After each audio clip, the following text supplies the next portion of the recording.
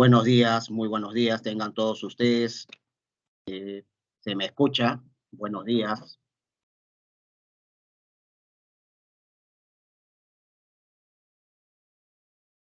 Sí se escucha, profesor. Gracias, gracias, muy amable. Vamos entonces ya a iniciar la clase correspondiente a hoy día, lunes 11 de abril. Ya estamos prácticamente a postrimerías del tercer examen, el examen final. Ya, un esfuerzo para poder alcanzar nuestro objetivo. Eh, Hoy día iniciamos la parte de filosofía, ya importante curso que incluso ya dentro de la universidad nuevamente todas las carreras llevan. Ya en el curso de filosofía lo vas a llevar en estudios generales. Hoy día entonces damos inicio a el curso de filosofía que lo vamos a ver en 3 reuniones, una síntesis, un resumen o una introducción a lo que es la filosofía. Ya hoy día vamos a ver aspectos generales. Ya mucha información, pero nosotros solamente vamos a centrarnos en la información de donde planteamos las preguntas. Ya vamos a centrarnos en aquellos temas de donde en forma clásica nosotros sacamos las preguntas para el examen. Ya porque es un capítulo muy extenso, muy amplio, la historia de la filosofía, su evolución a través del tiempo, ya es un tema bien extenso, entonces nosotros solo vamos a centrarnos, nos vamos a detener ya en las preguntas fijas, ya los temas de donde vamos a formular las preguntas para el último examen, el tercer examen. Ya entonces vamos a empezar con aspectos generales. Cualquier consulta, por favor, cualquier consulta, ya formula tu inquietud, ya cualquier duda, por favor, participas, intervienes con toda confianza o también puedes escribir a través del chat. Ya estamos para poder conversar un poquito al respecto. Noción de filosofía, ya, noción de filosofía. Miren, primero el significado etimológico de la palabra filosofía, porque esa es una pregunta, ¿no? ¿Cuál es el significado etimológico de la palabra filosofía? Así como psicología, su significado etimológico es tratado o estudio del alma. El significado etimológico de la palabra filosofía es amor a la sabiduría. Ya esta palabra une dos raíces griegas, filos, que significa amor, sofía, que significa sabiduría. Ya entonces, filosofía etimológicamente significa amor a la sabiduría. El primer pensador que utilizó este término se dice que fue Pitágoras. Ya Pitágoras es quien empezó a llamar filósofo a toda aquella persona que amaba el saber, a toda aquella persona que amaba el conocimiento. Ya Pitágoras les empezó a llamar filósofos. Ya. Sin embargo, luego nosotros vamos a mencionar que es considerado padre de la filosofía a Tales de Mileto. Ya luego mencionaremos algo al respecto. Muy bien. ¿Cómo definimos a la filosofía? Ya hay muchas maneras de definir, ¿no? ¿Qué es la filosofía? Es un conocimiento que propone y estudia problemas sobre los fundamentos de la actividad humana y de la realidad. Es un conocimiento que propone y estudia problemas sobre los fundamentos de la actividad humana y de la realidad. Entonces, estudia los problemas fundamentales del ser humano y de la realidad. No solamente los estudia, sino también propone problemas, plantea preguntas, cuestiona los fundamentos de la realidad. Entonces, de todas las definiciones que hay sobre filosofía, la que generalmente se pregunta en los exámenes es la definición clásica que dio Aristóteles, ¿no? Esta es la definición más conocida de filosofía dada por Aristóteles. Para Aristóteles, la filosofía es la ciencia teórica de los primeros principios y de las primeras causas de todo cuanto existe. Ya, esa es la definición de filosofía más conocida. No es la única, pero esta es la definición clásica dada por Aristóteles. La filosofía es la ciencia teórica de los primeros principios y de las primeras causas de todo cuanto existe. ¿Qué características, profesor, tiene la filosofía? Mira, esto también puede ser pregunta fija, por eso brevemente vamos a detenernos acá un par de minutitos.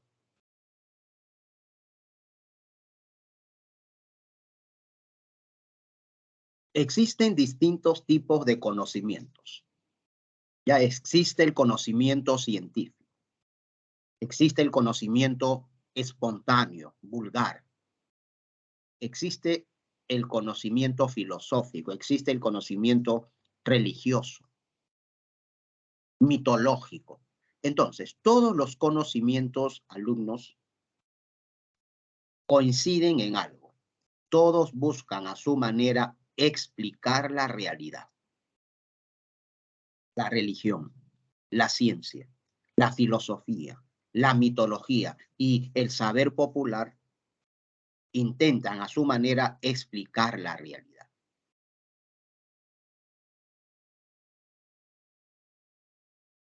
Ante un acontecimiento, ante una situación, ante un fenómeno, el hombre busca explicarlo. Y hay distintas maneras de hacerlo. En forma científica, en forma religiosa, en forma filosófica, distintos tipos de conocimientos. Pues bien, acá nosotros nos vamos a centrar en el conocimiento filosófico, ya en el conocimiento filosófico. Y solo quiero esto explicarlo en un par de minutos. La filosofía es universal. Ya ahí tenemos a René Descartes, el padre de la filosofía moderna. Físico, matemático, médico y filósofo francés. Pienso, luego existo. Ya aquí tenemos al padre de la filosofía moderna. Miren, la filosofía es un tipo de conocimiento que tiene las siguientes características. Es universal. ¿Qué significa esto? Que para el conocimiento filosófico no existen fronteras, no existen límites. La filosofía quiere abarcarlo todo. ¿Ya? Un filósofo intenta explicar desde el origen del universo. Un filósofo quiere explicar sobre la existencia de Dios.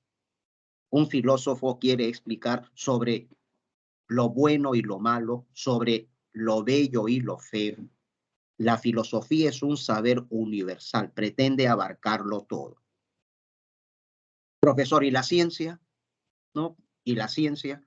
La ciencia es un saber particular, selectivo y parcial. Esto ha sido pregunta que siempre se ha repetido.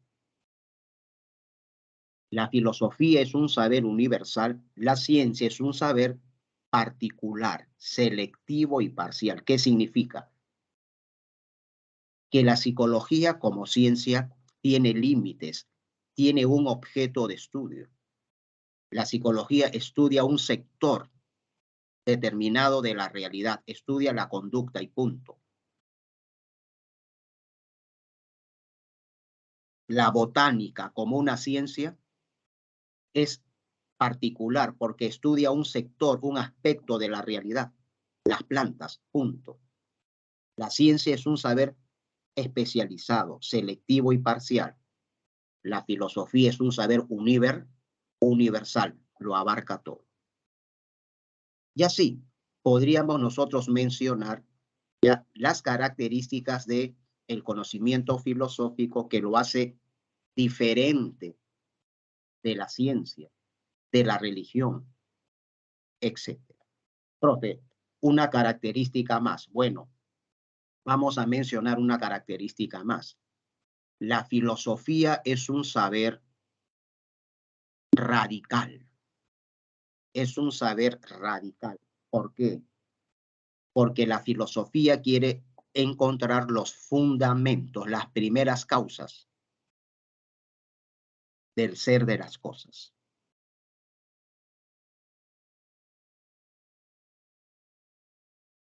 La ciencia dice, esta es la causa que provoca tal efecto.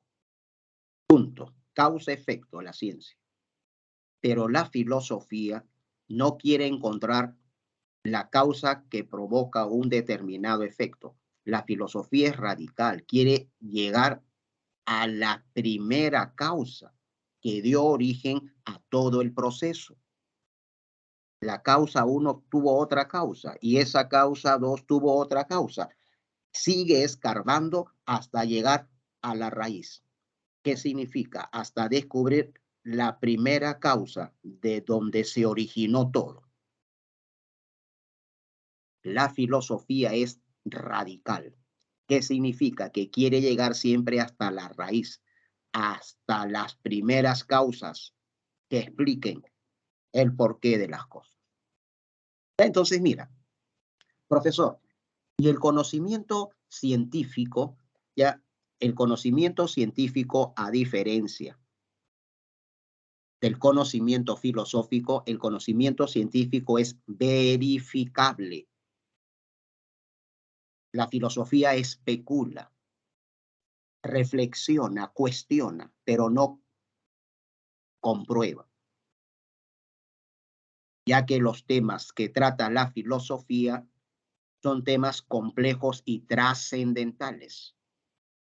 Yo no puedo, a través de un experimento, demostrar si Dios existe o no. Yo no puedo, a través de un experimento, determinar cuál es el sentido de nuestra existencia. Ya estos temas filosóficos son temas trascendentales que a través de la historia se siguen analizando. La ciencia es un tipo de conocimiento que se comprueba, se verifica a través de una serie de procedimientos, sobre todo experimentales. La filosofía solo especula sobre temas complejos y trascendentales, temas que la ciencia no puede resolver, pero que quedan abiertos al debate a través de la historia. Han pasado miles de años y seguimos preguntándonos qué sentido tiene nuestra existencia, para qué vivimos.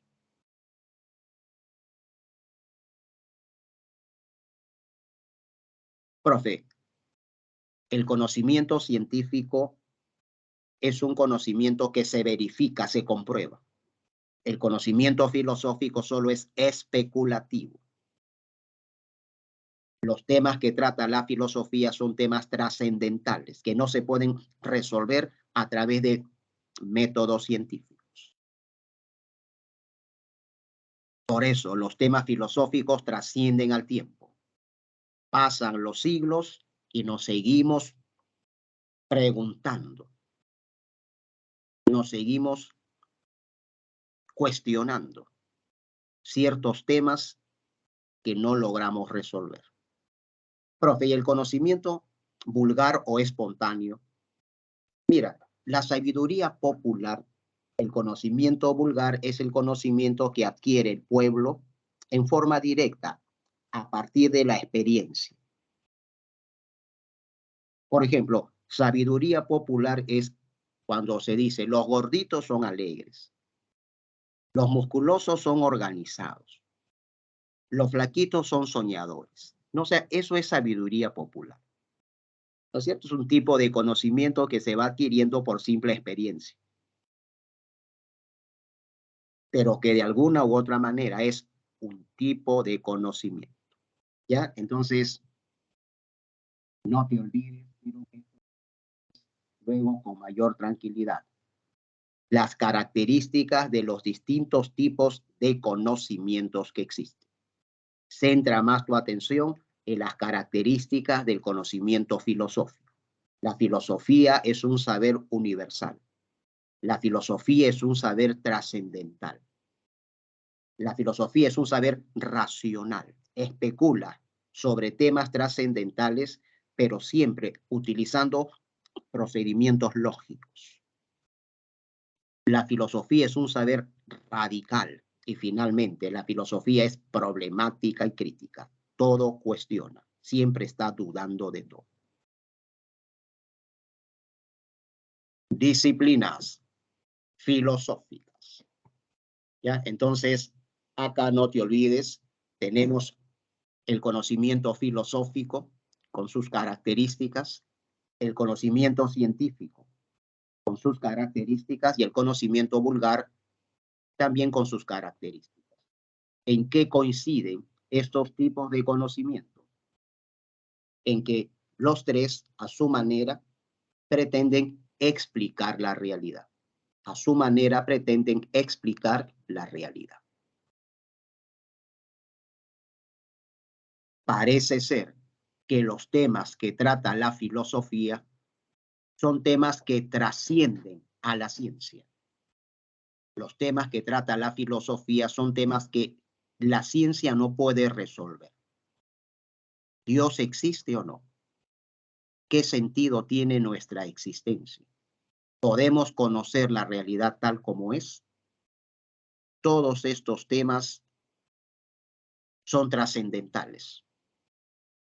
La ciencia no lo puede resolver con sus procedimientos. Pues bien, esos temas trascendentales van a ser abordados por la filosofía, que utilizando procedimientos racionales intenta responder a este tipo de preguntas. Disciplinas filosóficas. Otro punto para que revises con tranquilidad.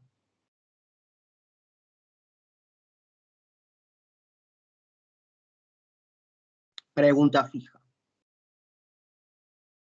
¿Qué estudia la axiología? ¿Qué estudia la nociología? ¿Qué estudia la ética? No son las distintas disciplinas filosóficas. Ya las distintas disciplinas filosóficas. Ojo, y ahí está. Cosmología. Investiga las leyes generales del universo. Antropología filosófica. Estudia el problema del hombre. Estudia antropología filosófica, el problema del hombre. Una de las definiciones que se da del hombre, ¿es cierto? Ante la pregunta, ¿qué es el hombre? Ernesto Cassirer responde, el hombre es un animal simbólico. ¿Ya? El hombre es un animal simbólico. Antropología filosófica, ¿qué tema trata? El problema del hombre. Aborda aquellos temas que sobre el hombre la ciencia no ha podido resolver. ¿Cuál es su esencia? ¿Cuál es su sentido? ¿Cuál es su origen? Ontología estudia el problema del ser. Ontología estudia el problema del ser. ¿De qué está hecho el universo? ¿De materia o de idea? ¿O está hecho de estas dos esencias? ¿Qué fue primero, la materia o la idea? Demócrito, atomista griego, dice, todo está hecho de átomos. Todo es materia y donde no hay átomos hay vacío. Todo está hecho de materia, todo está hecho de átomos. Donde no hay materia hay vacío. ¿Y qué características tiene la materia, el ser, de lo que está hecho el universo? ¿De qué características tiene la materia? ¿La materia es algo inmóvil, fijo, o es algo que está en movimiento? Heráclito responde, la materia es algo que está en constante movimiento y transformación. Esto es ontología, el problema del ser. Pregunta fija para el examen final. ¿Qué estudia? La nociología. Profe, eso sí me recuerdo. Nociología es problema del conocimiento. Epistemología. Esto vino en un examen, ojo, y cuidado que nos confundimos. ¿Ya? Nociología es el estudio del problema del conocimiento, reflexión acerca del problema del conocimiento. Y la epistemología estudia el problema de la ciencia, estudia el conocimiento científico. ¿Ya? La nociología estudia el conocimiento, el problema del conocimiento en general. ¿No? Hay distintos tipos de conocimientos. La nociología, de manera general, ¿qué tema trata? El problema del conocimiento. Y la epistemología ya trata exclusivamente del conocimiento científico. Estudia el problema de la ciencia. ¿Cuándo podemos determinar si un conocimiento es científico o no? ¿Qué características tiene el conocimiento científico? ¿Cuáles son los métodos de investigación que la ciencia acepta? Todo esto es epistemología. Axiología, otra pregunta fija, siempre se repite. Axiología estudia el problema del valor. Estudia el problema del valor. El profesor es malo. Pues bien, axiología dice, ¿en qué te fundamentas para emitir ese juicio de valor? Tú estás valorando al profesor. Estás opinando a favor o en contra, lo estás valorando, estás tú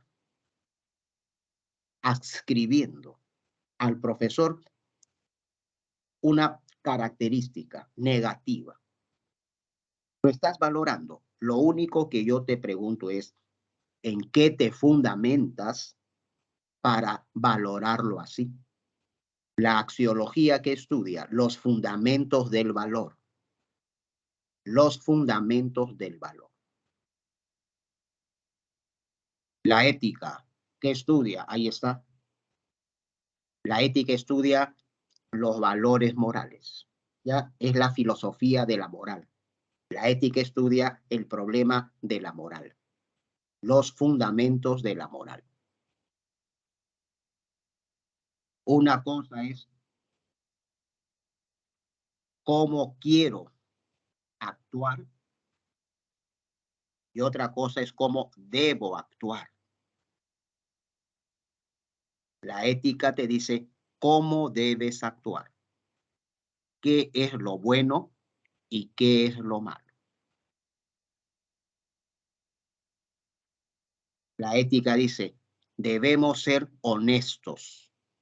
La honestidad es un valor ético fundamental. Hay que ser honestos. Pero ahora, si tú me dices, es bueno ser honestos, La ética va a reflexionar sobre los fundamentos de lo que estás afirmando. ¿Por qué dices que es bueno la honestidad? ¿Por qué dices que es malo ser corrupto? La ética de los valores morales. La ética reflexiona sobre los valores morales. La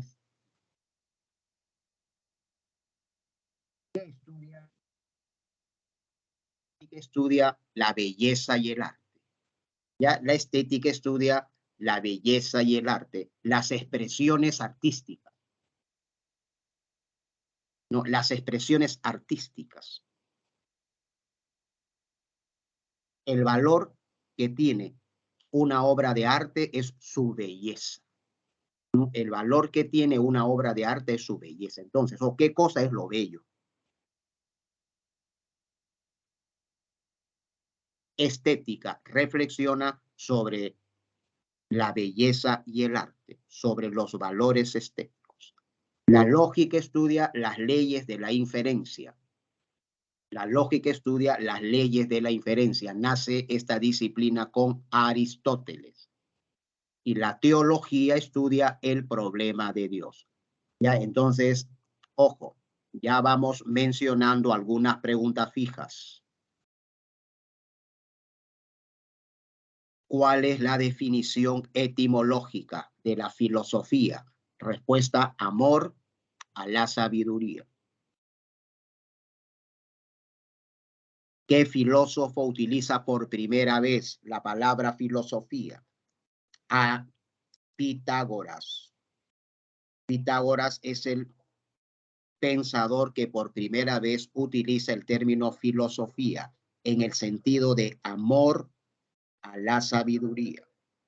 Ya Pitágoras empieza a llamar filósofo a toda persona que era amiga o amante del saber. ¿Qué características tiene la filosofía? Ojo, yo te pido que recuerdes estas 5 características esenciales. La filosofía es universal,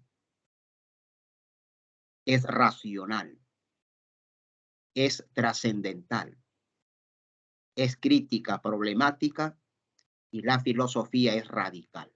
Ya estas son las características que quiero que no olvides de la filosofía. Es un saber universal, trascendental, racional, radical y problemático y crítico.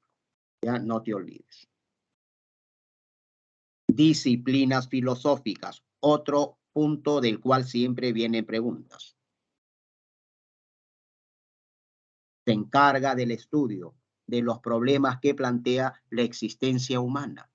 Respuesta: antropología filosófica. Estudia la validez del conocimiento científico. Epistemología. Estudia la belleza y el arte. Estética. Doctrina sobre la esencia, la existencia y los atributos de Dios. Teología. La teología fue la disciplina filosófica que reinó durante la Edad Media. Ya fue la disciplina filosófica que reinó durante la Edad Media, el tema principal que la filosofía discutió durante todo ese periodo, el problema de Dios.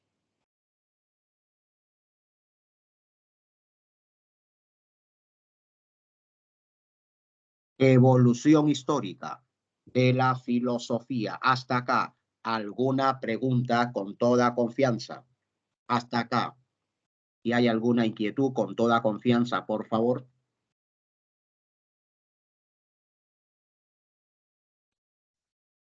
Más o menos se va entendiendo. Profesor, dijo es de Mileto, ¿lo podría repetir?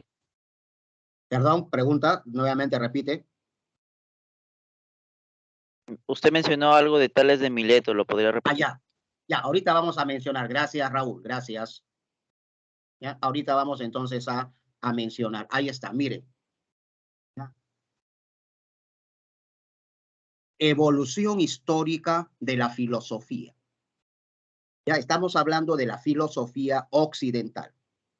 Ya la filosofía occidental nace en Grecia, aproximadamente siglo VI antes de Cristo. Entonces, vamos a empezar con la filosofía de la Edad Antigua. Y la filosofía occidental nace en Grecia.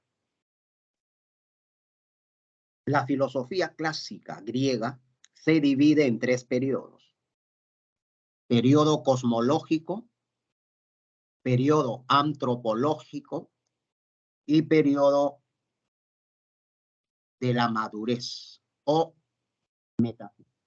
Entonces, la filosofía clásica griega se divide en tres periodos: cosmológico, antropológico y metafísico. Empezamos con el periodo cosmológico. Miren, al periodo cosmológico también se le conoce como periodo presocrático. Son los inicios, el nacimiento de la filosofía occidental, el periodo cosmológico o presocrático. El tema principal de este periodo fue reflexionar sobre el mundo, tratando de descubrir cuál fue el principio fundamental que dio origen a todo lo existente. ¿De dónde? ¿Cuál fue la materia inicial de la cual se derivó todo lo que existe? A ese principio fundamental, a esa sustancia inicial que dio origen a todo lo existente, de lo cual se derivó todo lo que existe, le llamaron arché. La preocupación principal de los filósofos durante este periodo cosmológico fue tratar de descubrir el arché, de dónde, cuál fue la sustancia primera que dio origen a todo lo existente. El fuego, todo se originó del agua. La primera sustancia que existió fue el aire, y de esa sustancia se derivó todo lo existente. Ese fue el tema principal que ellos trataron de responder. ¿Cuál fue el principio fundamental que dio origen a todo lo existente? Descubrir el arché. No te olvides, antes que exista la filosofía, cómo se explicaban las cosas a través de la mitología. Ya, la mitología es un tipo de conocimiento anterior a la filosofía. Ya nace la filosofía, ¿no es cierto? Y muere, entre comillas, reemplaza, supera a la mitología. Tales de Mileto, ojo, Tales de Mileto. Para Tales, el arché, el principio fundamental del universo fue el agua. Ya, para Tales todo se originó del agua. Ahora bien, a Tales se le considera el primer sabio de la antigüedad. Ya se le considera el primero de los 7 sabios de la antigua Grecia, Tales de Mileto. En segundo lugar, a Tales de Mileto, la gran mayoría de autores lo consideran el padre de la filosofía. ¿Ya? Lo consideran el padre de la filosofía antigua, ¿no? El padre de la filosofía antigua.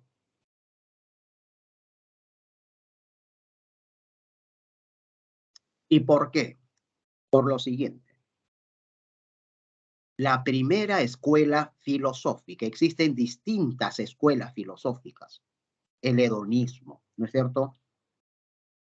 Los estoicos, ¿no? Los sofistas, los escépticos, ¿no? Existen distintas escuelas filosóficas en Atenas, en esta gira. No existen distintas escuelas que se desarrollan en diversas ciudades griegas. Pues bien, la primera escuela filosófica que aparece, o mejor dicho, para ser más precisos, se tiene información que la primera escuela filosófica, ¿no?, de la cual tenemos conocimiento es la escuela jónica. Ya, o sea, la escuela filosófica más antigua de la cual se tiene información es la escuela jónica.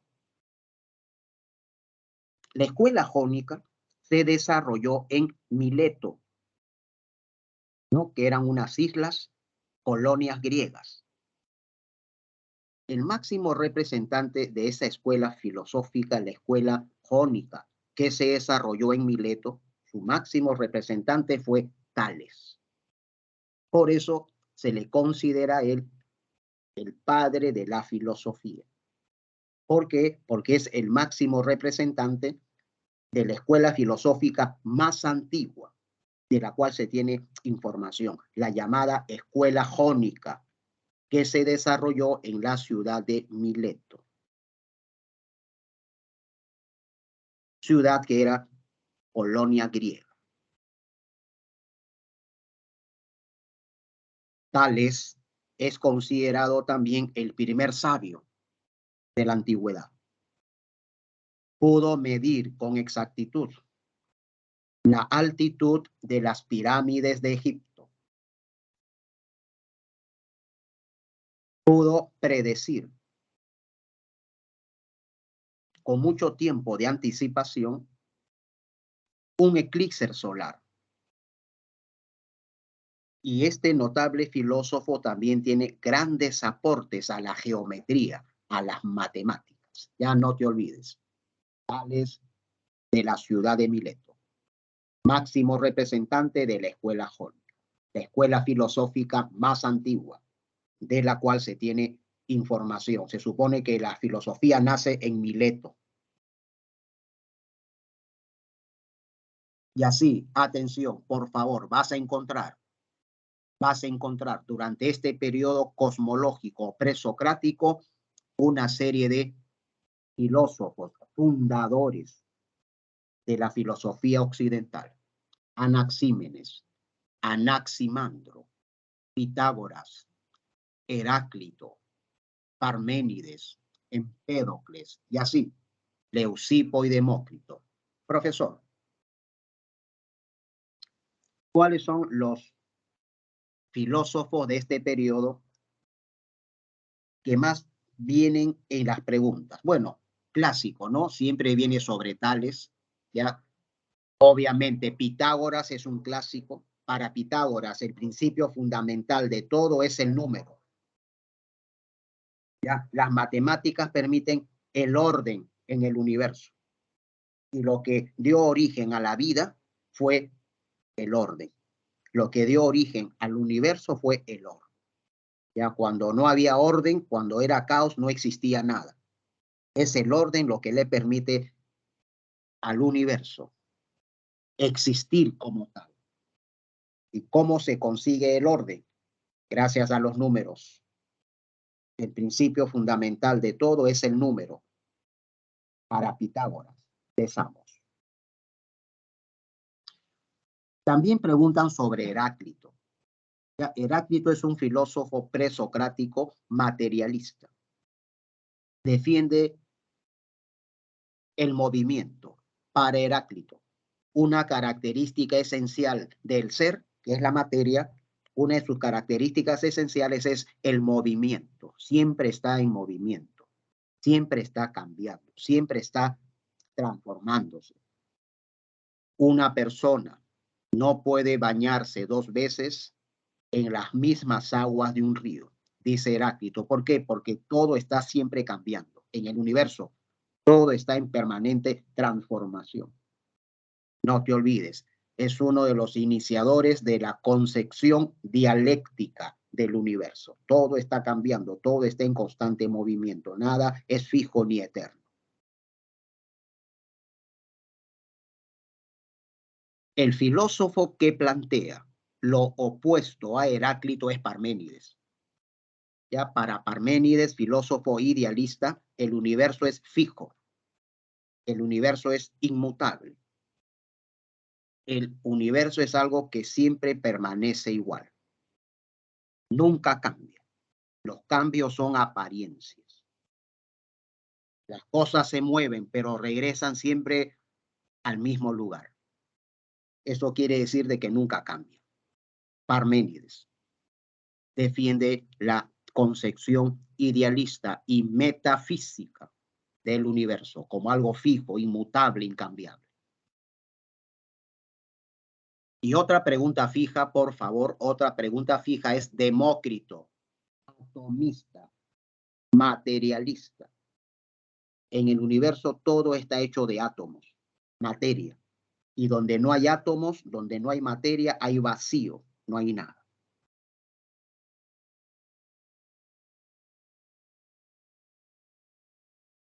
Tema ontológico. ¿De qué está hecho el universo? Demócrito responde, de átomos. La filosofía tiene que reflexionar sobre el átomo, porque el átomo es el ser de las cosas. Todo contiene átomos. Periodo antropológico. Aceleramos, por favor. Periodo antropológico. Bueno, seguimos en la Edad Antigua y seguimos en la antigua Grecia. Segundo periodo de la filosofía clásica griega, el periodo antropológico. Aquí aparece la figura sobresaliente de Sócrates. Solo sé que nada sé. No aparece la figura sobresaliente de Sócrates. Sócrates va a tener como principal discípulo a Platón. Y Platón va a tener como principal discípulo a Aristóteles. Ya, tres grandes de la filosofía griega. Entonces, mire, antes de Sócrates, también te pueden preguntar sobre los sofistas. Ya, sobre los sofistas. ¿Ya? Sócrates se va a enfrentar a los sofistas. Ya, porque para Sócrates los sofistas hacen una falsa filosofía. Los sofistas aparentan ser sabios, aparentan saberlo todo, pero es una falsa sabiduría, dice Sócrates. ¿Y por qué Sócrates cuestiona así a los sofistas? Porque los sofistas utilizaban artimañas para en todo debate siempre convencer, persuadir y salir airosos. ¿Qué utilizaban los sofistas con gran maestría? Las famosas falacias, razonamientos engañosos pero convincentes. Razonamientos que le permitían a los sofistas vencer en todo debate, pero no llegar a la verdad. Por eso es que Sócrates los cuestiona y se les enfrenta, porque señalan que los sofistas enseñan una falsa filosofía. No se interesan por llegar a la verdad, sino por vencer en todo debate, más por amor propio que por búsqueda de la verdad. Dos sofistas muy importantes, bueno, el más importante de todos, Protágoras. El hombre es la medida de todas las cosas. Ya Protágoras es un sofista. Y él defiende, pregunta fija, la homomensura. ¿Qué significa homomensura? Que el hombre es la medida de todas las cosas. No existe una verdad universal y absoluta. Cada hombre puede tener su propia verdad. Fin y al cabo, el hombre es la medida de todas las cosas. No existe lo bueno ni lo malo de manera universal, no. Algo es bueno, eso depende del hombre. Y es malo, eso depende del hombre. Y al final, el hombre es la medida de todas las cosas. No existe ni lo bueno ni lo malo, ni lo verdadero ni lo falso. Eso no es algo absoluto, sino es muy relativo. Protágoras defiende entonces el relativismo. No existe una verdad absoluta. Existen distintas verdades dependiendo de cada hombre. Cada quien ve las cosas según su propia perspectiva. Lo que para ti es bueno, para mí es malo. Homo mensura, Protágoras y el relativismo. Sócrates, ahí está. Sócrates, por favor.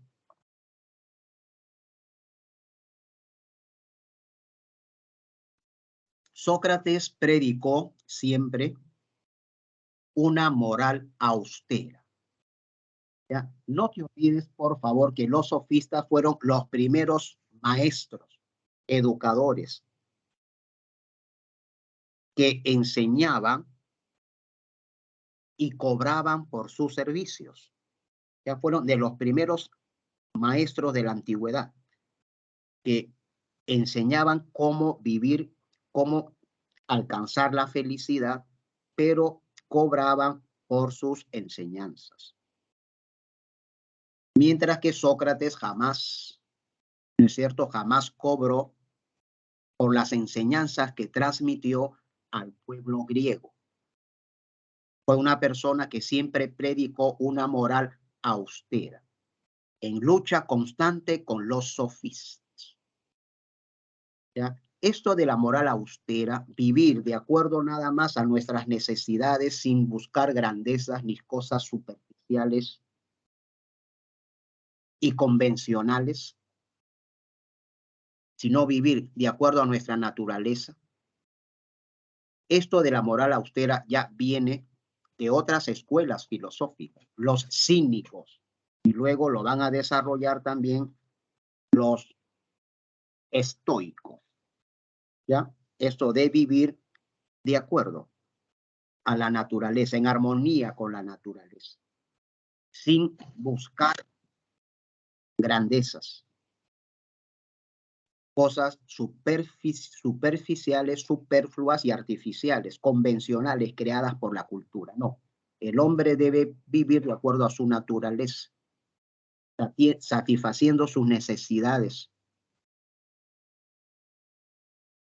básicas y viviendo y aprendiendo a vivir austeramente, en equilibrio con la naturaleza. Entonces, Sócrates siempre defendió ese estilo de vida, ya una moral austera. Se enfrentó a los sofistas, que siempre ellos buscaban la grandeza, buscaban o aparentaban ser sabios, mientras que Sócrates siempre perfil bajo y sumamente, él dice, solo sé que nada sé, demostrando su gran humildad. Solo sé que nada sé. El punto de partida del conocimiento es aceptar nuestra ignorancia. Cuando el hombre actúa mal, no lo hace por maldad, sino por ignorancia. La ignorancia hace que elijamos mal y nos vayamos por el camino incorrecto. La filosofía nos va a permitir llegar a la verdad y nos va a liberar del mal, porque una persona que conoce la verdad, entonces va a obrar siempre de acuerdo a ella, va a obrar siempre bien. La gran preocupación de Sócrates es el tema de la moral. sino que el asunto es que para obrar bien tenemos que conocer la verdad. Y es la filosofía la que me lleva al descubrimiento de la verdad. Me lleva al descubrimiento del bien, o sea, de la virtud. ¿Cómo debo obrar? ¿Qué es lo bueno y qué es lo malo? La filosofía nos va a liberar de la ignorancia, y por lo tanto es la ignorancia la que hace que la filosofía nos va a obrar bien. Hay dos maneras, según Sócrates, el método socrático que nos permite descubrir la verdad. La verdad me lleva a la virtud, a obrar siempre bien. El método que utiliza Sócrates para llegar a la verdad es la mayéutica. El método socrático, pregunta fija. El método socrático es el diálogo. A través del diálogo con los discípulos, Sócrates pretende que ellos descubran la verdad. Pero la verdad ya está dentro. Lo que pasa es que la hemos olvidado. Entonces Sócrates, a través del diálogo, va a hacer que de a poco vayas recordando la verdad que has olvidado. Primer momento del método socrático, la ironía. Sócrates te hace preguntas para ti. ¿Qué es lo bello? Para ti, ¿qué es la justicia? ¿No? Te hace preguntas y tú vas cayendo en contradicciones. Hasta que al final tú aceptas, maestro, qué ironía. Vivía sumido en la ignorancia. Como tú caes en contradicciones, al final aceptas que solo sé que nada sé. La ironía es aceptar tu ignorancia. Una vez que aceptas tu ignorancia, ya estás preparado para el segundo momento, que es la mayéutica, el alumbramiento.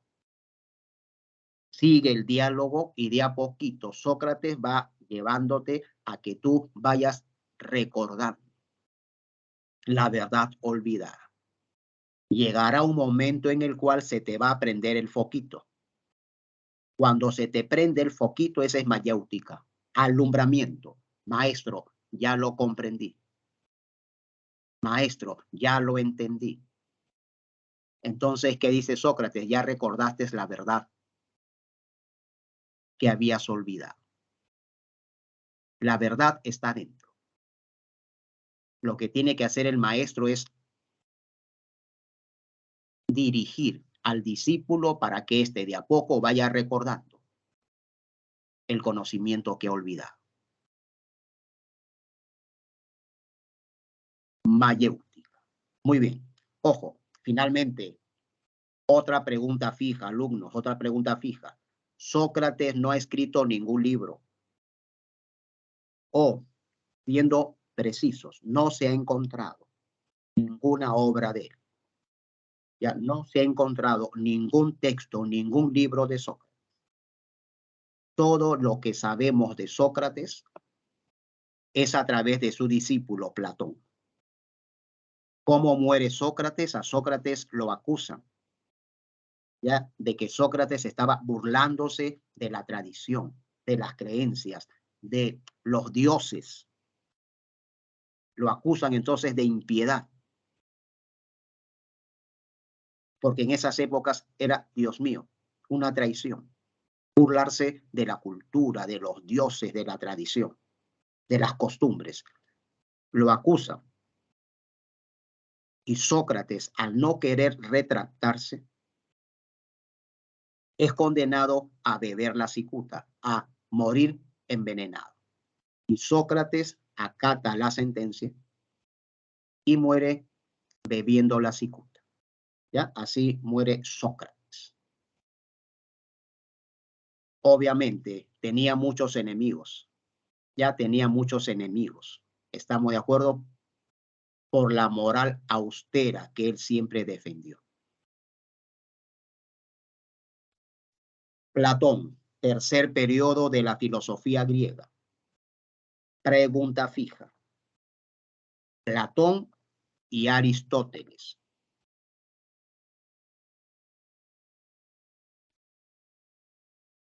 Platón, alumnos. Platón es hasta acá. ¿Alguna pregunta? Por favor, con toda confianza. ¿Alguna duda? ¿Alguna pregunta?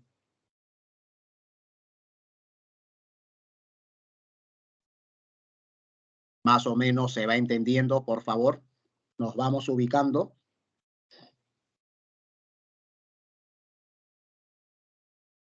Listo. Entonces, gracias, gracias Raúl, gracias Yair, muy amables. Entonces, continuamos con el desarrollo. Miren, Platón es el organizador de la concepción idealista del universo. Van a venir toda una serie de representantes de la filosofía idealista, ya porque en filosofía hay dos grandes visiones: el idealismo y el materialismo. ¿Ya? Entonces, siempre cuando discutamos un tema en filosofía, vamos a encontrar la opinión que da la filosofía idealista al respecto y la opinión que da la filosofía materialista al respecto. Ya en filosofía hay dos grandes concepciones, el idealismo y el materialismo. Pues bien, el gran organizador de la visión idealista del universo es Platón, mientras que el gran organizador de la concepción materialista del universo es Aristóteles. Ya entonces, Platón es discípulo de Sócrates, pero a su vez, Platón es maestro de Aristóteles. Ya entonces, cosas puntuales, por favor. Platón, su verdadero nombre, Aristócles. Ya su verdadero nombre, Aristócles. Fue el más ilustre de los discípulos de Sócrates. Sócrates tuvo muchos discípulos, muchos alumnos, pero el más sobresaliente fue Platón. Platón funda en Atenas su famosa academia, un centro dedicado a la enseñanza de la filosofía. Ya él funda en Atenas su famosa academia. Obviamente, es una escuela filosófica donde él desarrolla todas sus ideas, pero no te olvides, de orientación idealista, de orientación idealista. Platón escribe una serie de libros. Tal vez el libro más leído de Platón es Apología de Sócrates. Apología de Sócrates. Obra en la que narra el juicio que se le sigue a su maestro, cómo él se defiende, Sócrates, ante las acusaciones, pero cómo al final siempre terminan condenándolo a beber la cicuta. Ya todo el juicio que se le sigue a su maestro lo narra Platón en esta obra famosa, Apología de Sócrates. Después Platón escribe el Teeteto sobre el conocimiento, el Fedón sobre la inmortalidad del alma, la República sobre sus ideas políticas. Ya luego escribe un sinnúmero de obras. Es uno de los filósofos de la antigua Grecia que más escribió. Y sobre todo tiene un estilo literario muy ameno. Ya siempre utiliza el diálogo en todas sus obras. Y en todas sus obras el personaje principal es su maestro, Sócrates. Ya Apología de Sócrates, el Teeteto, el Fedón, la República, entre sus principales obras. ¿Ya? Muy bien.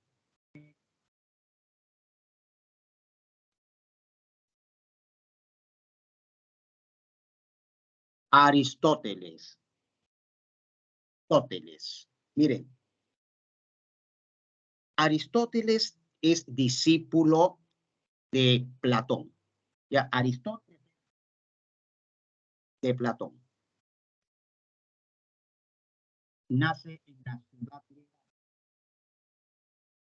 Por eso también se le conoce a Aristóteles como el estagirita.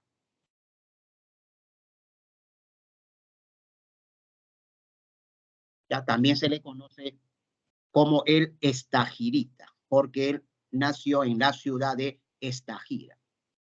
Aristóteles va a ser el gran organizador de la visión y durante algunos años fue preceptor, maestro de Alejandro Magno. ¿Ya? Antes que Alejandro Magno llegue al poder, Aristóteles fue su preceptor, fue su formador, fue su profesor. Aristóteles escribe una serie de libros, pero antes de mencionar esto, mira, por ejemplo, para Platón existen dos mundos. Ya para Platón existen dos mundos. Ya Platón defiende el dualismo. Existe el mundo de las ideas y existe el mundo de la materia, no te olvides. Ya para Platón existen dos mundos, el mundo de las ideas y el mundo de la materia. Para Platón el mundo perfecto es el mundo de las ideas y el mundo imperfecto es el mundo de la materia. Lo perfecto es el alma y lo imperfecto es el cuerpo. El alma gobierna sobre el cuerpo. ¿No? Eso dice Platón, que es idealista. Mientras que Aristóteles defiende el monismo, no en cuestión ontológica, solamente existe un mundo. Solamente existe un mundo, el mundo de la materia. O sea, donde no hay materia, no hay nada. Pues. Solamente existe un mundo, la materia. Profe, ¿y qué es la idea? La idea es una propiedad de la materia, ¿cierto? La idea existe como una propiedad de la materia, pero la idea no es una realidad fuera de la materia. Solamente es una propiedad de las muchas propiedades que tiene la materia. Todo se reduce a la materia. No puede existir jamás el alma separada del cuerpo. Ya defiende la unidad entre el cuerpo vivo y el espíritu. No puede existir el alma separada del cuerpo. Al acabarse el cuerpo, se acaba el alma. Aristóteles. Concepción materialista del universo. Defiende el monismo. Existe solo una realidad, que es la materia. Y la idea es una propiedad de la materia, pero no es una realidad independiente de ella. Si no hay materia, no hay idea. ¿Cuáles son las principales obras que escribe Aristóteles? Mira, el Organón es el libro que él dedica a la lógica. Y Aristóteles es considerado padre de la lógica clásica. ¿Ya? El libro más importante que escribe para la lógica lo tituló El Organón. Allí desarrolla su famosa teoría de las leyes del silogismo. Escribió la física, escribió la metafísica o primera filosofía. Y sobre todo escribió la política, donde define al hombre como un animal político.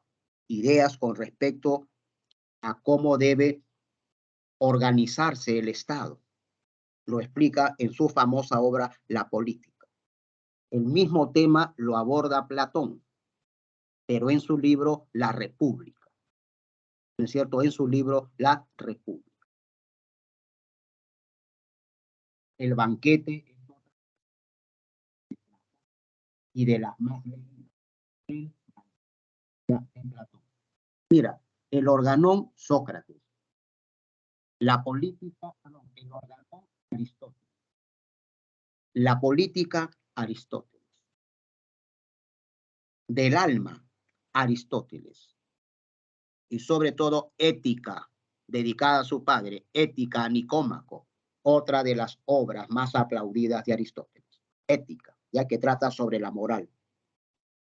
Ética lo dedica a su padre Nicómaco, por eso se titula Ética a Nicómaco, dedicado este libro a su padre. Algo que siempre... perdón, antes de acelerar, miren, Aristóteles, su filosofía se caracteriza por su profundidad y su rigor sistemático. Aristóteles ya piensa como un científico, es muy organizado, muy metódico, muy sistemático. Premisa 1, premisa 2, conclusión, lo que queríamos demostrar. ¿Ya? Porque él es el creador de la lógica. Por lo tanto, su filosofía tiene una característica que es tiene un rigor muy sistemático, muy metódico. ¿Ya? Ya parece más un científico, Aristóteles. Algo que viene siempre ya en San Marcos, no mucho, viene más en San Marcos, es su teoría sobre las 4 causas del ser. Ya su famosa teoría de las 4 causas del ser, ¿no? ¿Por qué existe el ser? Hay 4 causas para que exista el ser. La causa material, la causa formal, la causa eficiente y la causa final. Ya las 4 causas o razones por las que el ser existe. Ya, mucho viene en San Marcos, muy poco en Villarreal, pero por si acaso, ahí están las 4 causas de la existencia del ser. La causa material de lo que está hecho el ser.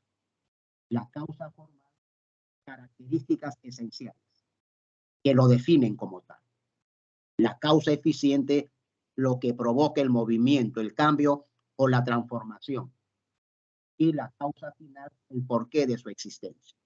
Mira, un ejemplo chiquito nada más.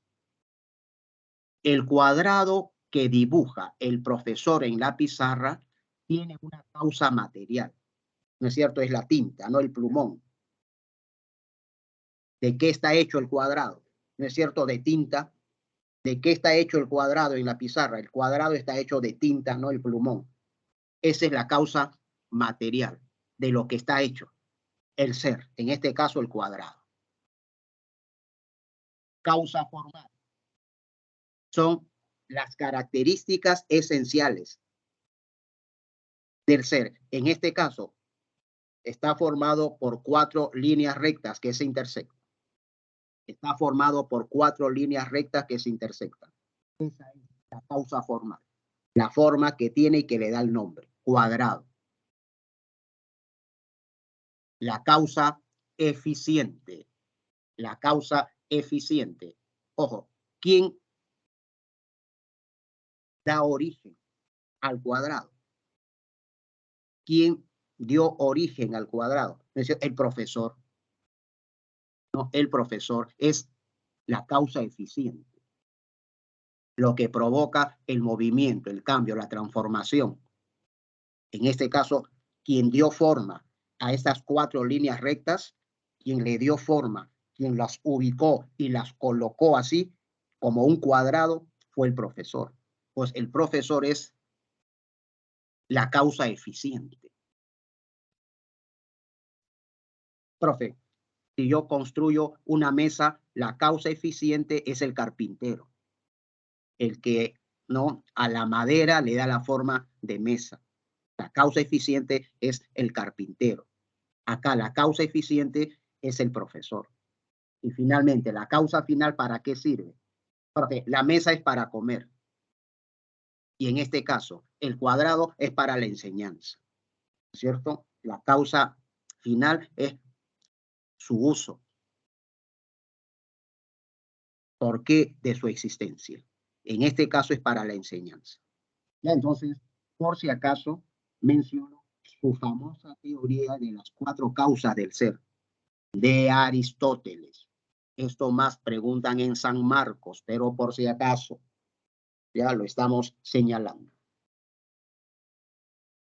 Periodo greco-romano. Ya después de la filosofía griega, estamos en la antigüedad,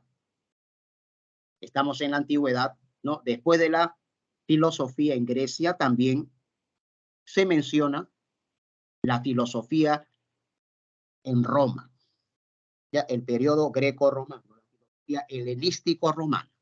Esto lo dejamos, pero por si acaso, en Roma también se desarrollan los cínicos, los estoicos, los hedonistas, los escépticos, principalmente. Ya son algunas corrientes filosóficas que se desarrollan en Roma. De las más importantes tenemos los estoicos, los hedonistas y los escépticos. Y eso lo dejamos allí. Filosofía medieval. Filosofía medieval. Profesor, ¿qué puede venir sobre la filosofía medieval? Cuidado, por favor, cuidado. Ya, cuidado, que en el periodo greco-romano, ya, si te dicen escépticos, el escepticismo son los filósofos que dudan del conocimiento. Ya, los escépticos niegan el conocimiento. Su fundador, Pirrón. Si te dicen epicureísmo, hedonismo, esta corriente filosófica que se desarrolla en Roma considera que lo bueno es el placer. ¿Cómo alcanzar la felicidad? A través del placer. Se llama hedonismo. Entonces, por eso quiero que luego revises un poquito la filosofía greco-romana. A veces viene sobre el hedonismo, sobre el escepticismo, sobre el estoicismo. Filosofía medieval.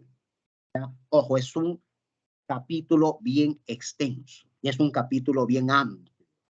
¿Ya? Lamentablemente, tenemos que sintetizar 3 cursos en uno. Ya por eso es que se hace tan extenso un capítulo, ¿no? Porque se tendría que separar psicología y aparte filosofía y lógica para desarrollarlo con la tranquilidad del caso. Ya entonces, miren, filosofía medieval. Esto lo vemos en 2 minutos. Durante toda la Edad Media, siglo V después de Cristo hasta el siglo XV después de Cristo, durante todo este periodo se dice que la teología absorbió a la filosofía, secuestró a la filosofía, porque el tema principal sobre el cual se reflexionó fue el problema de Dios. Por eso la filosofía se redujo a teología. ¿Cuál es el tema principal que se va a discutir? El problema de la relación entre la fe y la razón. El tema principal que se va a debatir es la relación entre la fe y la razón. ¿Cómo llegar a Dios? ¿El camino correcto para llegar a Él es la fe o el camino correcto para llegar a Él es la razón? Dios es la verdad, pero ¿cuál es el camino que debo seguir para llegar a la verdad, para llegar a Dios? ¿La fe o la razón? Y se va a discutir mucho al respecto. La patrística tiene como representante, no los padres de la iglesia, la patrística, los defensores del cristianismo en sus inicios. La patrística va a tener como máximo representante a San Agustín de Hipona, ¿ya? A San Agustín de Hipona. razón y fe.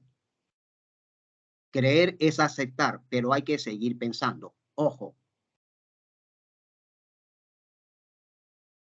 San Agustín establece que en la relación fe-razón, la razón nunca puede contradecir la fe.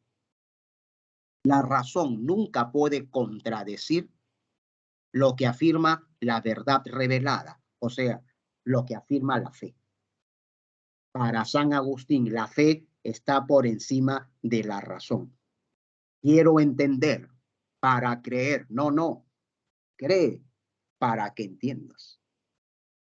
¿No es cierto? Para San Agustín siempre la fe va a estar por encima de la razón.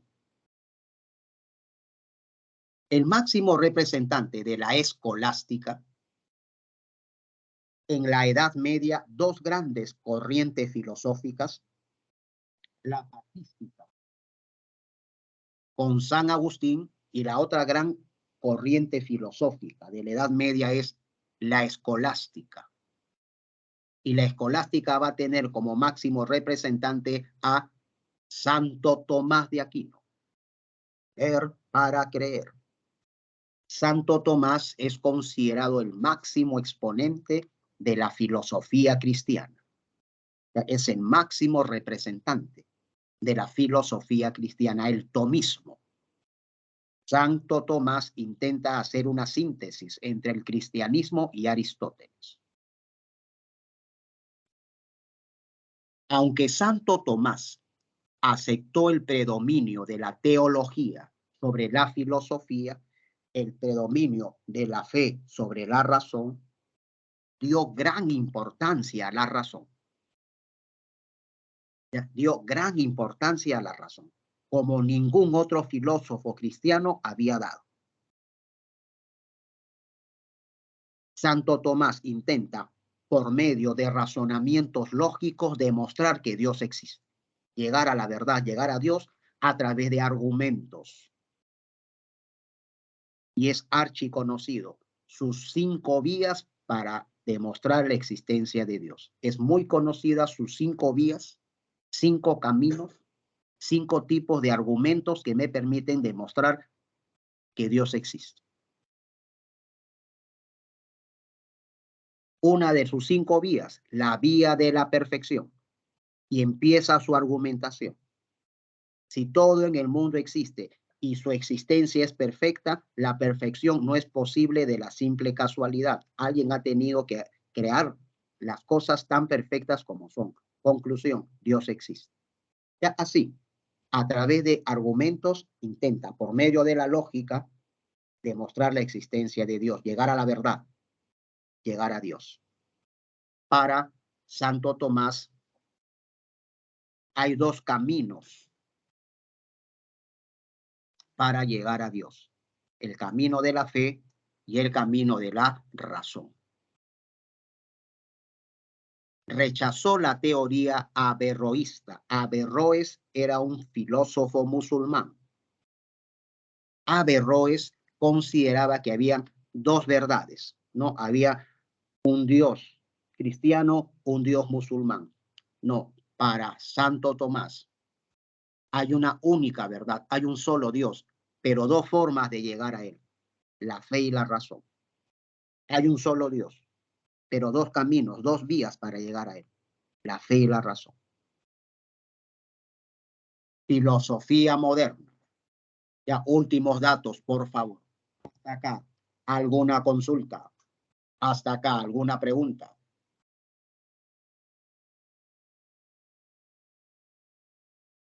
Aceleramos entonces, por favor, atención. Filosofía moderna del siglo XVII al siglo XIX. ¿Quién es considerado el tema principal que se va a abordar en la filosofía moderna? Es el conocimiento. El conocimiento. Aquí tenemos a Descartes, padre de la filosofía moderna. Y acá tenemos a René Descartes, padre de la filosofía moderna y máximo representante del racionalismo. Todo el conocimiento se deriva del entendimiento o razón. Para Descartes, todo conocimiento se origina, nace de la razón. Sin la participación del entendimiento no hay conocimiento. Para Descartes, al nacer traemos ideas. Defiende el innatismo. Al nacer traemos principios lógicos ya en nuestra mente. El método de Descartes es la duda metódica y su libro más importante, El discurso del método. Dice Descartes, para investigar la verdad es preciso dudar en cuanto sea posible de todas las cosas.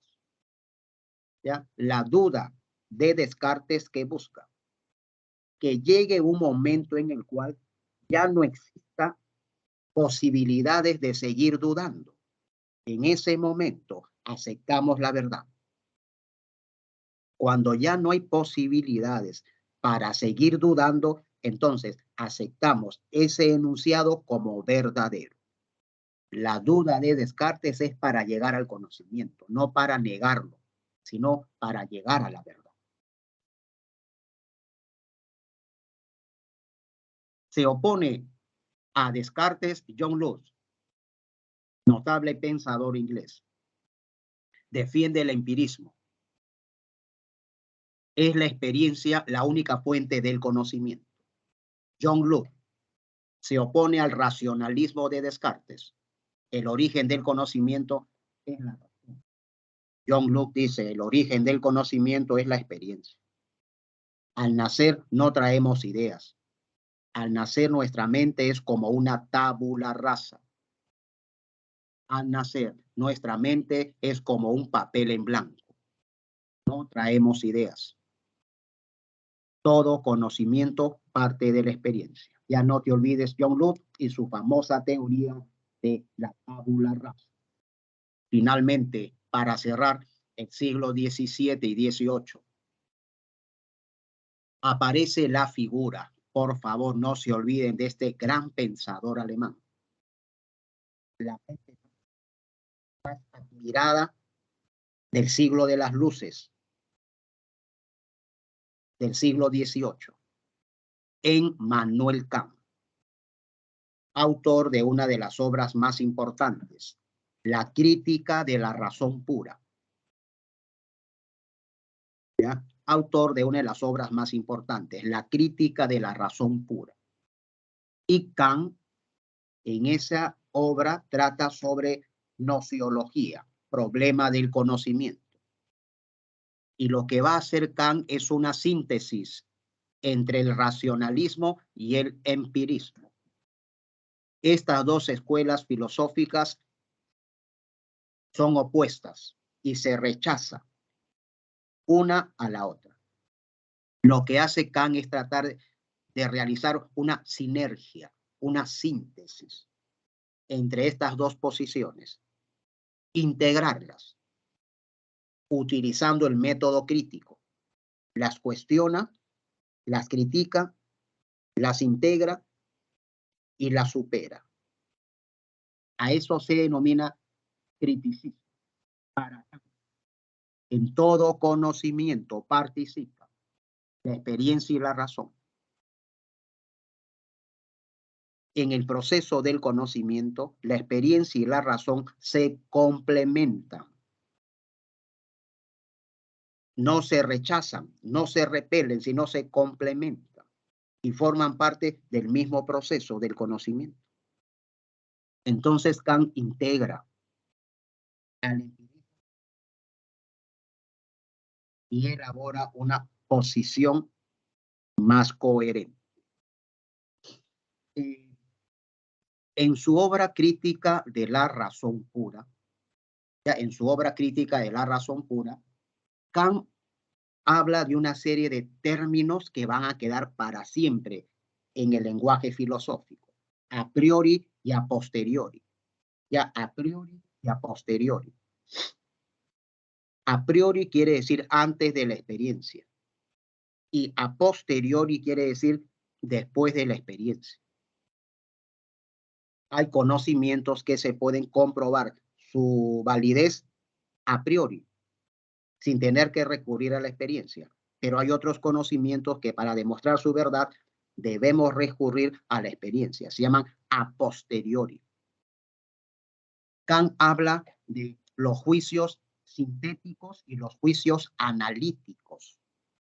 Kant habla del imperativo categórico. Pregunta fija. Pregunta fija. Profe, la deontología, la teoría del deber, nace con Kant. ¿Qué es lo correcto? ¿Qué es lo bueno desde un punto de vista ético? ¿Cuándo estoy actuando bien? Y Kant responde, tú estás actuando bien cuando cumples con tu deber. Esta es una norma universal que siempre debemos cumplir. Si quieres obrar bien, cumple con tu deber. Como esta es una norma universal que siempre debemos cumplir, él le llama imperativo categórico. Sí o sí. ¿Quieres dormir en paz con tu conciencia? Sabiendo que has obrado bien, ojo, cumple con tu deber. Cuando cumples con tu deber, estás obrando desde un punto de vista moral de manera correcta. Esta es una norma universal que siempre debemos cumplir. El deber es lo bueno, no cumplir con el deber lo malo. A esto le llama Kant imperativo categórico. Pregunta. Imperativo categórico. Y terminamos, por favor, terminamos.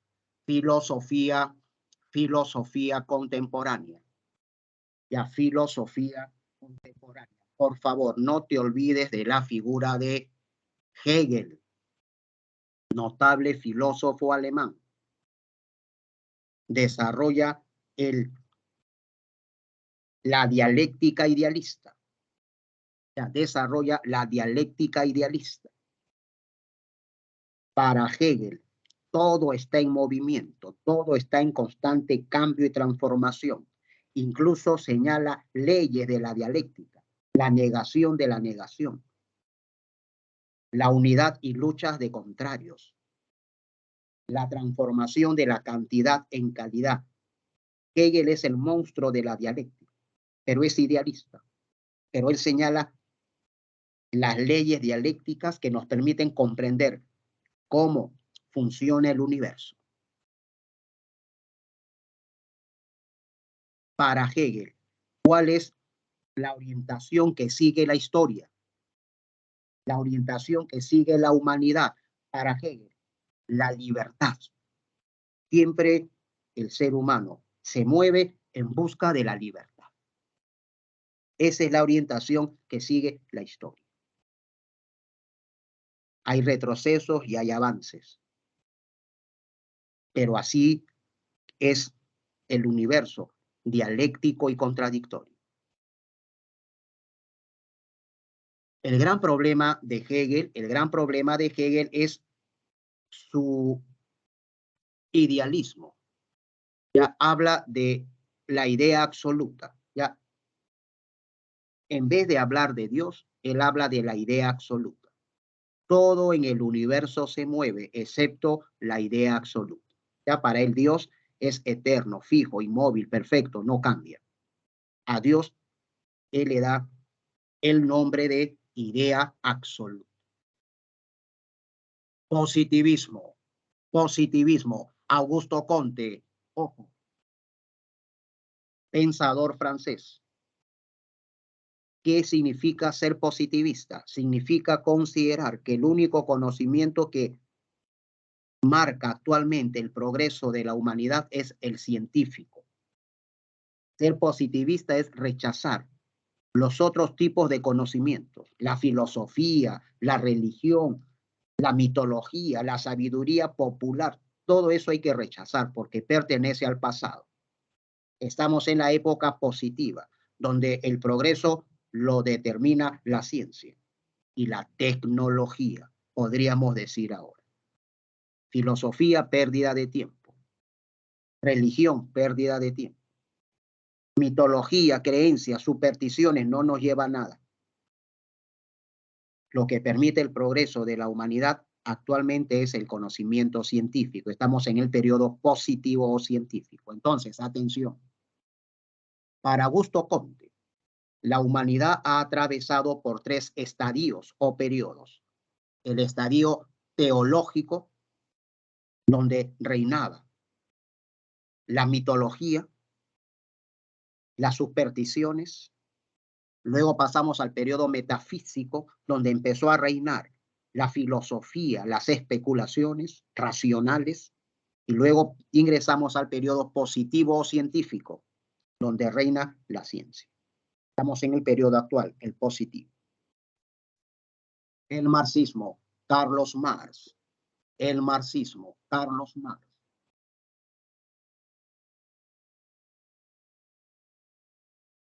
Marx se basa en la dialéctica de Hegel. Hegel fue maestro de Marx, pero Marx dice, a mi maestro estaba de cabeza. Yo lo pongo de pie, porque yo desarrollo un materialismo dialéctico. Ya Hegel desarrolla la dialéctica idealista y Marx endereza al maestro, lo pone de pie, dice que estaba de cabeza. Y Marx desarrolla el materialismo dialéctico. Ya, todas las leyes de la dialéctica desarrolladas por Hegel, Marx le da una visión materialista y desarrolla el materialismo dialéctico y el materialismo histórico. La filosofía hasta ahora se ha dedicado a interpretar el mundo. De lo que se trata es de transformarlo. Marx rompe con la filosofía clásica alemana, una filosofía de orientación idealista. Hegel, Kant, Leibniz, filosofía clásica alemana. Dice Marx, ellos se han dedicado a interpretar el mundo. El marxismo es una filosofía que lo que quiere es transformarlo. Ya entonces, sus ideas principales, ¿no? El materialismo histórico, la lucha de clases, la dictadura del proletariado y la sociedad sin clases. ¿Ya? Y la sociedad sin clases. Muy bien. El gran colaborador de Carlos Marx, Federico Engels. Libros escritos por Marx, el más importante de todos, El Capital. Libros escritos por Engels, Dialéctica de la Naturaleza. Y entre ambos escribieron el Manifiesto del Partido Comunista. Voluntarismo, lo último, porque esto lo dejo para que tú revises, por favor. Ya esto lo dejo para que tú revises. Mira qué amplio capítulo. Lo último, voluntarismo con Arthur Schopenhauer. La mujer es un animal de ideas cortas y cabellos largos. ¿No es cierto? Schopenhauer, misógino, odiaba a las mujeres, tuvo un conflicto con su madre. Este pensador holandés. Y Friedrich Nietzsche, notable pensador idealista alemán, autor de Así habló Zaratustra.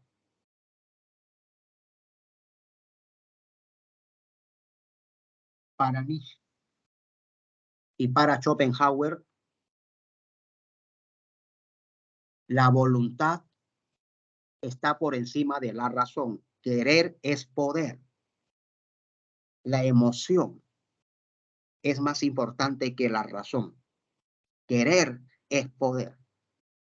Entonces, la filosofía de Schopenhauer y de Nietzsche es una filosofía irracionalista. Es una filosofía de tendencia irracionalista. Ya, lo que va a permitir el progreso de la humanidad es la pasión, no es la razón, es la pasión. La pasión me lleva al éxito, a transformar la realidad y a lograr el progreso. Querer es poder, la voluntad y la pasión mueve al mundo, no la razón. Entonces, el voluntarismo de Schopenhauer y de Friedrich Nietzsche es una filosofía idealista y racionalista. Para ellos, el hombre es un ser y determina su conducta por el instinto. ¿Ya? Para ellos, el instinto es la fuerza que motiva el comportamiento humano.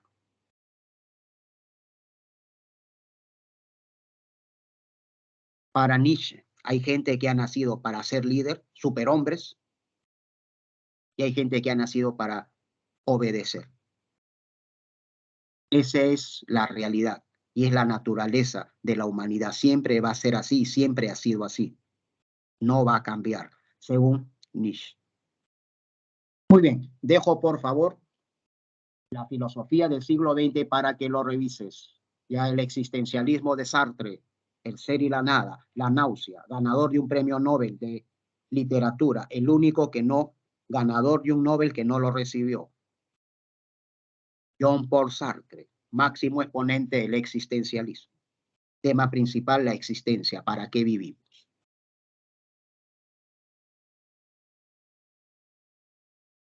A ver, díctame las claves, por favor. Quiero que revises la práctica. Ya quiero que revises la práctica. Te voy a dar 5 minutitos ya para que revises la práctica, por favor, y vayas marcando las claves que consideras son las correctas. Te doy 5 minutitos para que trabajes.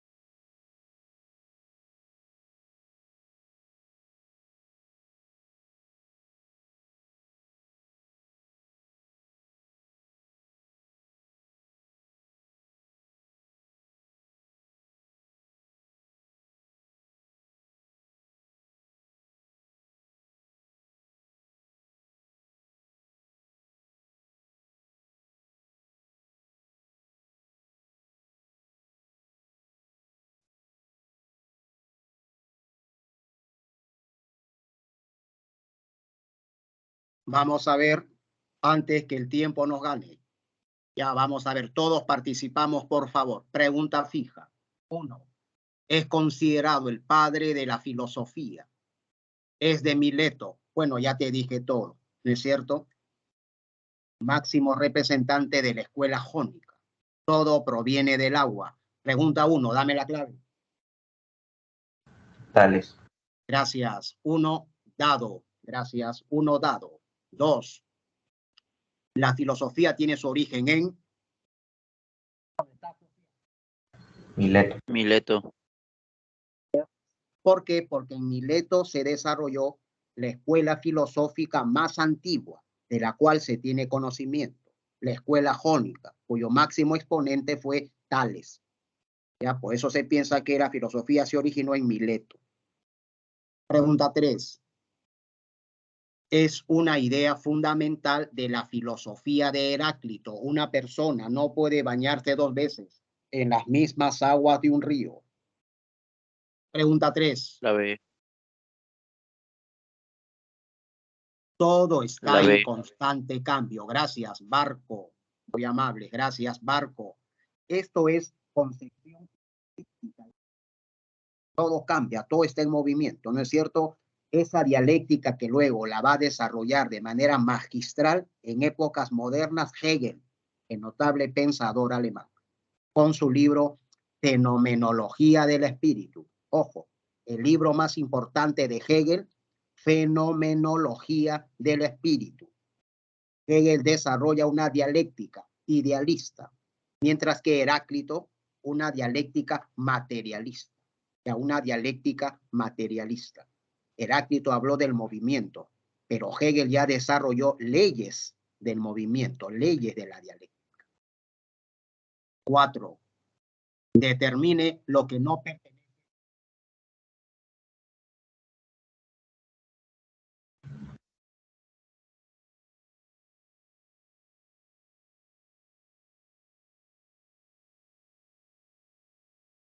La B. Gracias. La D, profe. Quien da esa proposición, el cuerpo es la cárcel del alma, es su discípulo, Platón. Ya ese enunciado fue formulado por Platón. El cuerpo es la cárcel del alma. Eso lo dijo Platón. 4, Barco. Pregunta 5. De las siguientes obras, ¿cuál no es de Platón? Las leyes.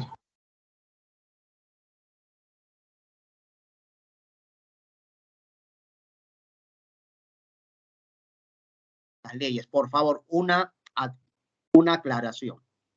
En el banquete, ya Platón narra una experiencia muy interesante de su maestro Sócrates para demostrar a sus discípulos que el hombre puede controlar sus impulsos a través de la razón y el pensamiento.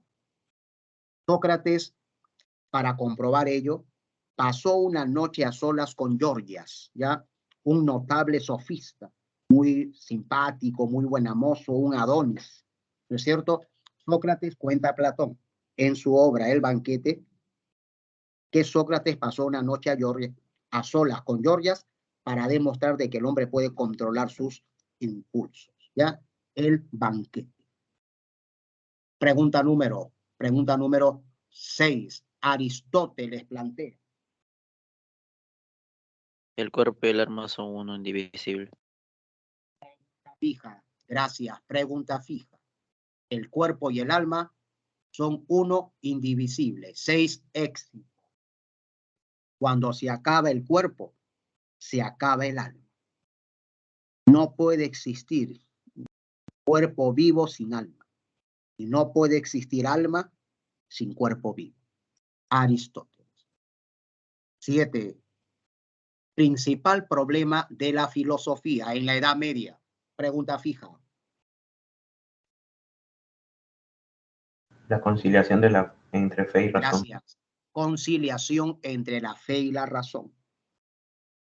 Ya, ojo, nadie le dio tanta importancia a la razón como medio para llegar a Dios como se la dio Santo Tomás.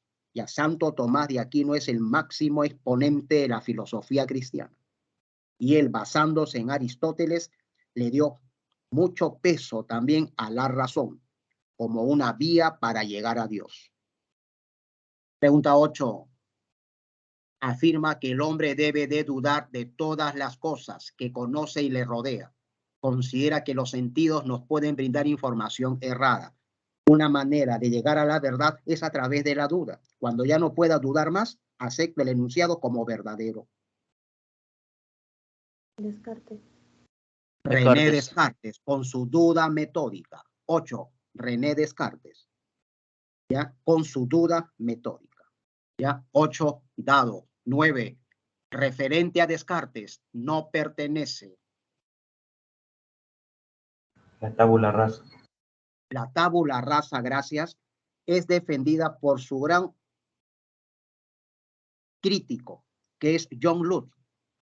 ya que Descartes considera el innatismo. Al nacer ya traemos ideas, nacemos con principios lógicos.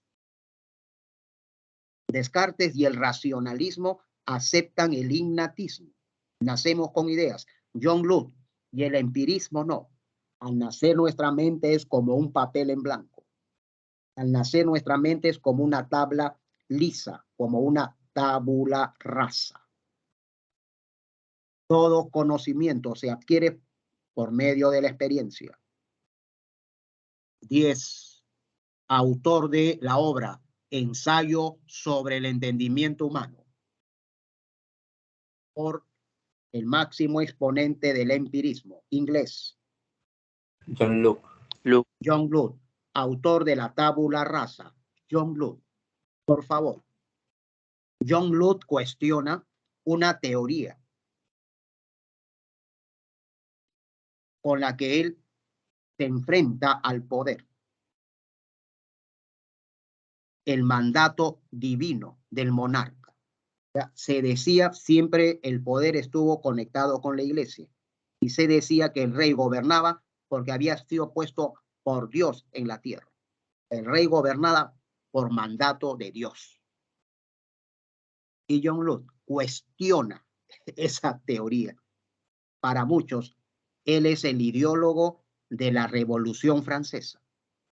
Ya él es el verdadero ideólogo de la Revolución Francesa.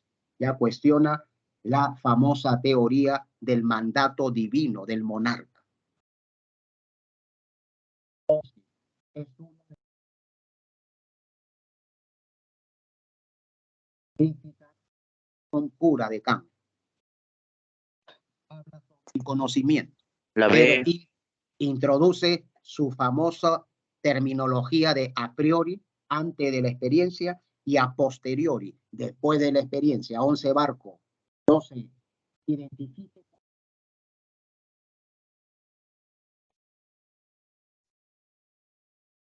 Identifique cuál de las siguientes ideas no pertenece a la filosofía de Kant. Quien plantea la reorganización socioeconómica de los estados, pasar del capitalismo al socialismo, es Carlos Marx. 12 casa. 12 casa. Ya este tema es desarrollado por el marxismo. Pregunta 13. ¿Cuál de las siguientes ideas no pertenece a la filosofía de Marx y Engels? La metafísica. La Metafísicas. metafísica. Ya incluso, ojo, este libro Metafísica fue escrito por Aristóteles. Marx y Engels, representantes y fundadores del marxismo, hablan de la filosofía como un instrumento de transformación de la realidad. Hablan de la lucha de clases, que es el motor que mueve a la historia. ¿No es cierto? La lucha de clases. Habla de la plusvalía, aquella parte del trabajo que no es asalariado y genera la riqueza del capitalista, la plusvalía. Entonces, bueno, pregunta 13, alternativa casa. 14. Para Conte, ¿cuál es el estado del pensamiento humano importante? Hay 3 estadios: metafísico, teológico y científico o positivo. Para Augusto Conte, ¿cuál es el estadio más importante, el que permite actualmente el progreso de la humanidad? ¿Cuál estadio? El estadio científico. Científico o positivo. Todos los otros tipos de conocimientos dejen de ser. 14. Dado. 15. ¿Cuál de los siguientes filósofos señale cuál no es de la edad moderna? Pertenece a la edad contemporánea. 15, Barco, Scheller. Scheller pertenece a la edad contemporánea. 15, Barco.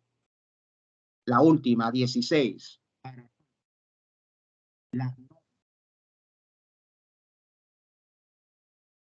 A esto lo denomina, ojo, debemos cumplir siempre con el deber. Esta es una norma universal que siempre debe valer. Lo correcto es cumplir con el deber. A esto, ¿cómo le llama Can. Imperativo categórico. Imperativos Lo de- categóricos. Imperativos categóricos. Sí o sí, esto siempre es una obligación. Se debe imponer el deber.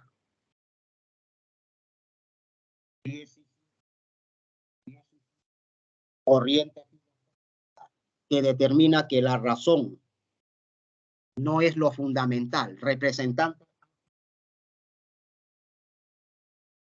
y Friedrich Nietzsche. Voluntarismo. El voluntarismo, querer es poder. La pasión está por encima de la razón. Querer es poder. 17. 18. Avión. 19. Y la pregunta 20. Casa. La pregunta 20. Casa. El libro más importante que escribe Hegel, Fenomenología del Espíritu. Ya, Fenomenología del Espíritu. Es el libro más importante que escribe Hegel. Ya voy un ratito a registrar la asistencia, por favor, un minutito para registrar la asistencia. Ya, antes que el tiempo me gane. Gracias, profesor. Allá, listo. Muchas gracias. Ya está la asistencia ya. Muy amable. Gracias, profesor. Ya, un abrazo a todos. Continuamos la próxima semana. Perdón, continuamos. Muchas gracias, profesor. Hasta luego. Un abrazo a todos. Fuerte. Hasta luego. Gracias. Muy buenos días. Un fuerte abrazo a todos.